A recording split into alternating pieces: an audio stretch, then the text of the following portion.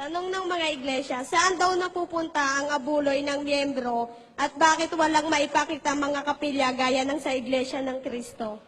Oh, intriga na naman dyan, ha? Sige, nakalanda ako dyan. Wala raw kaming maipakitang kapilya, may abuluyan kami. Kasi ang abuluyan namin, ipinagpapatayo namin ng templo. Yan. Anong templo itinatayo namin? Basahin natin sa isang talata.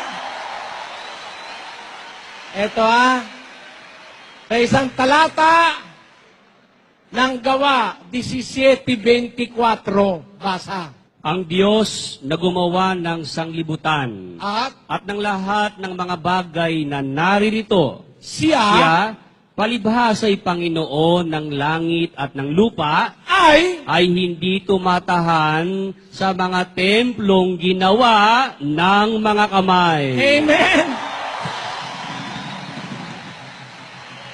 Yung palang Diyos, hindi tumatahan sa templong ginawa ng kamay.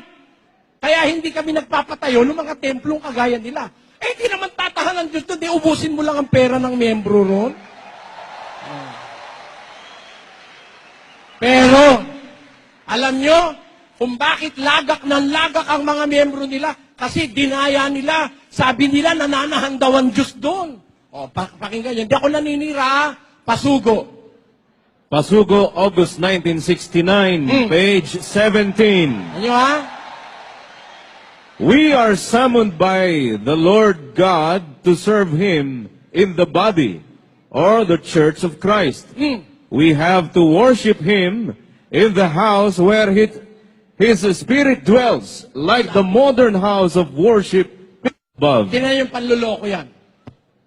Malaki pa sa kapilya nila yung panluloko na yan.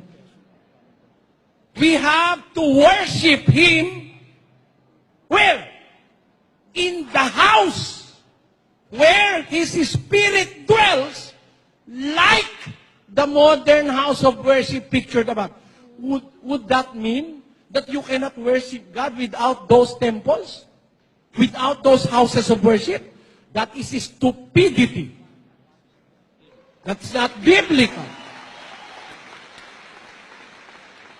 The first century Christians worship God by the seashore, on the mountain. Anywhere that there is a suited place for them to gather themselves together, they worship God. But the teaching of Manalo specifies that they have to worship God in a house where His Spirit dwells, like the modern house of worship. How if it is old house of worship? How if it is not modern? There is no God there anymore? Panluloko sa kapwa-tao yan, mga kababayan. Hindi ko makukonsensya, hindi ko sasabihin sa inyo yan. Hindi naman yan ang tinatahan na nananahan daw ang Spirit ng Diyos doon sa templo nila na ganun. Nananahan daw ang Spirit ng Diyos doon. Sabi ni Pablo, ang Diyos na gumawa ng langit at ng lupa, hindi tumatahan sa templong ginawa ng mga kamay. Amen?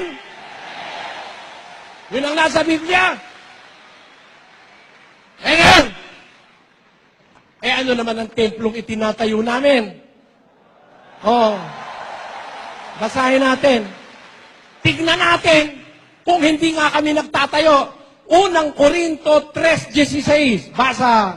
Hindi ba ninyo nalalaman na kayo'y templo ng Diyos? Ano ang sabi ng Biblia? Hindi nyo ba nalalaman, sabi sa mga kakristyanuhan, na kayo'y templo ng Diyos? Ano sabi? At ang Espiritu ng Diyos ay nananahan sa inyo. Amen!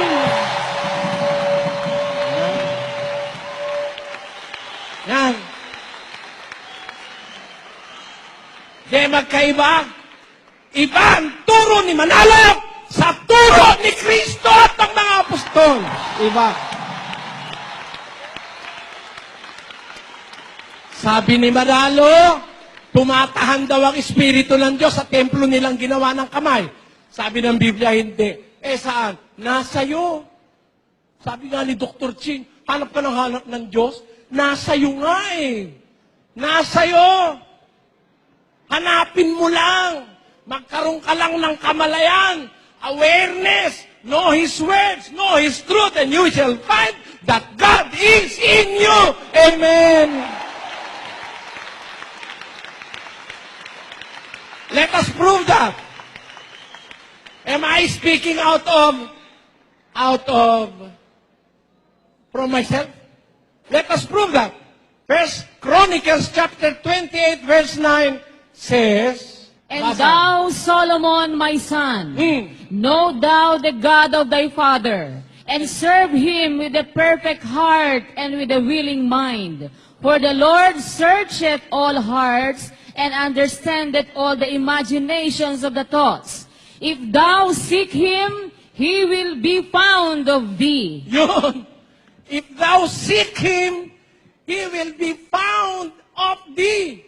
Kung hahanapin mo siya, masusumpungan mo siya sa'yo. Basahin natin sa Tagalog. At ikaw, Solomon, na aking anak, kilalanin mo ang Diyos ng iyong ama, at paglingkuran mo siya ng sakdal na puso at ng kusang pag-iisip. Sapagkat sinasaliksik ng Panginoon ang lahat na puso at naaalaman ang lahat na akala ng pag-iisip. Kung iyong hanapin siya, ay masusumpungan siya sa iyo. Asan? Nasa iyo mismo eh. Marunong ka lang sanang maghanap, pero ka lang sanang kamalayan sa katotohanan, masusumpungan mo siya sa iyo. God can be felt. God can be experienced. God is there, not in the temples built by the Iglesia ni Manalo. Amen? Tapos, sisiraan. Yan eh kasi Soriano, kurakot ng kurakot sa miyembro, walang itinatayo. Hindi nagsabi sa'yo, itinatayo namin ang mga tao. Pinababango namin mula sa bisyo. Tinuturuan namin magbago, magmahalan, umibig. Bakit? Bakit? Kasi, hindi naman lahat ng tao tatahanan ng Diyos. Marunong ding maglayas ang Diyos, no? Kala mo? Kahit nasa iyo, pag tarantado ka, lalayas siya sa iyo. Tingnan ha? Ang Diyos nasa Israel, lumayas eh.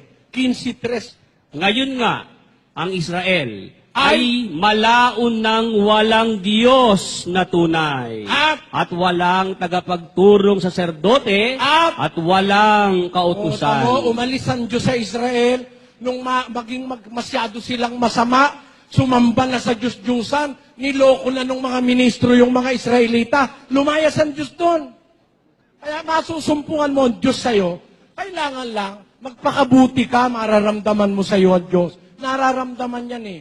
Lalo na kung nakakaramdam ka ng pag-ibig sa kapwa, ang Diyos, 4:8. Unang Juan. Ang hindi umiibig Ay hindi nakakilala sa Diyos, sapagkat ang Diyos ay pag-ibig 16. at ating nakilala at ating sinampalatayanan ang pag-ibig ng Diyos sa atin. Ang Diyos ay pag-ibig at ang nananahan sa pag-ibig ay nananahan sa Diyos. At ang Diyos ay nananahan sa Kanya. Amen! Kaya kami, ang itinatayo namin mga tao, hinihikayat naming magbanal, umibig, matuto ng pagpapatawad, huwag papatay ng kapwa, ibigin ng kaaway. Pagka napag-grupo-grupo mo yung mga tao na yan, na ipagtayo mo ang Diyos ng isang kongregasyon. Nakapagtayo ang Diyos. Nakapagtayo siya ng isang kongregasyon kung saan ang kanyang espiritu ay maaaring tumahan. Balikan natin ang 3:16 ng unang Korinto. Tuloy natin sa 17. Basa. Hindi ba ganinyo nalalaman na kayo'y templo ng Diyos at ang Espiritu ng Diyos ay nananahan sa inyo? Kung gibain ng sino man ang templo ng Diyos, siya'y igigiba ng Diyos. Bakit? Sapagkat ang templo ng Diyos ay banal, na ang templong ito ay kayo. Alin ang templo? Ang templo ng Diyos ay banal. ang templong ito ay kayo.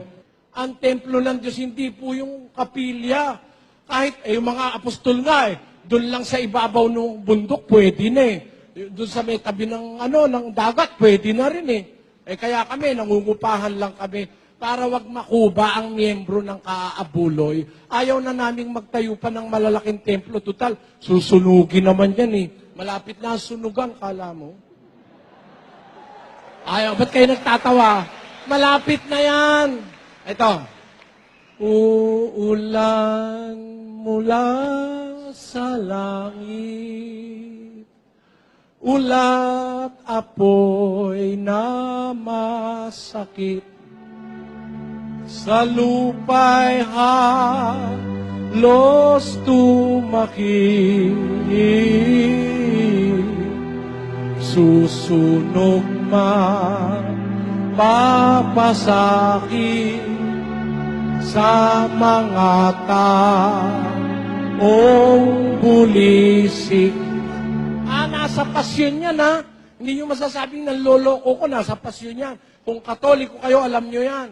Bakay, maraming Katoliko, di alam yan eh. Alam lang nila yan pag mahal na araw.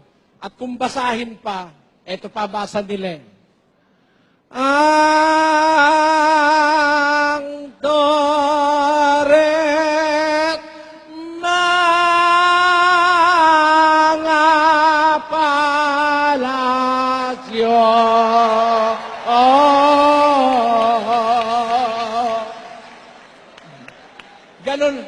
Ganon kung magbasa yung nasa tabi namin. Palibasa, galit sa akin yung isang kapitbahay ko, manang na Katoliko. Kasi siya yata manugang ng pari galit sa akin. Sa akin itatapat yung trompa pag mahal na araw. Kaya ako makatulog. Kaya nga ako'y natututo lalo ng pasyon Kaya lang ang tono nila mabang mahaba. Bahay mga edipisyo, mga kalakhan sa mundo.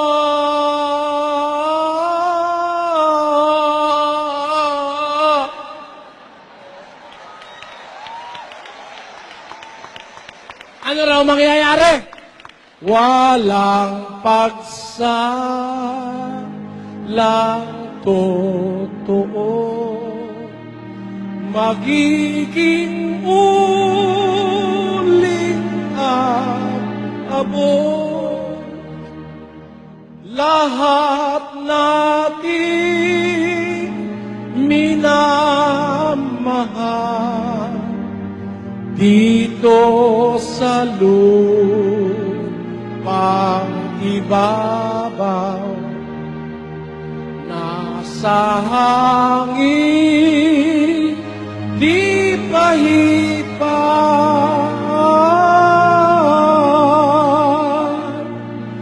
Kung dumating na ang araw para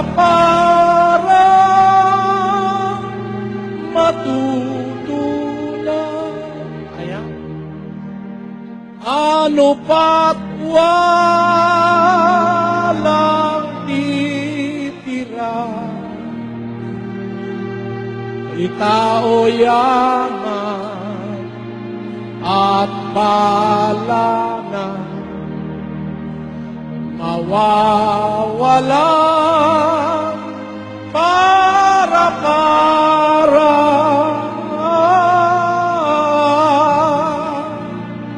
lalong suka ipangamba kung anong darating hanggang. Ayun, mawawala naman lahat lalo na ngayon, malapit na. Malapit na ang sunugan, kala nyo. Hindi lang ang terorist ang manununog. Magpapaulan ng Diyos ng apoy para parusahan ang mundong ito na wala nang ginawa, kundi puro kasakiman, puro pansarili, puro sugal, puro drug, puro alak, puro babae, puro puro bisyo, nakalimutan ng marami ang Diyos at ang paggawa ng kanyang kalooban. Kaya, wala.